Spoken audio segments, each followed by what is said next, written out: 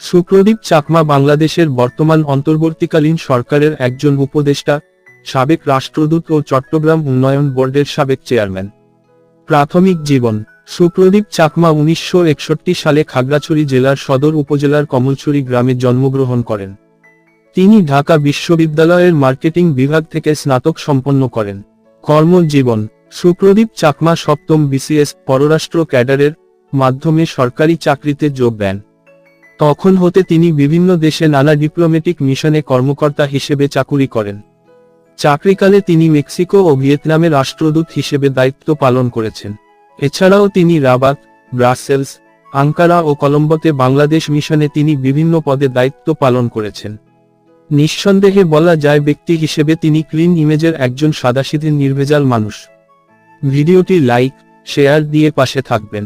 ধন্যবাদ সবাইকে।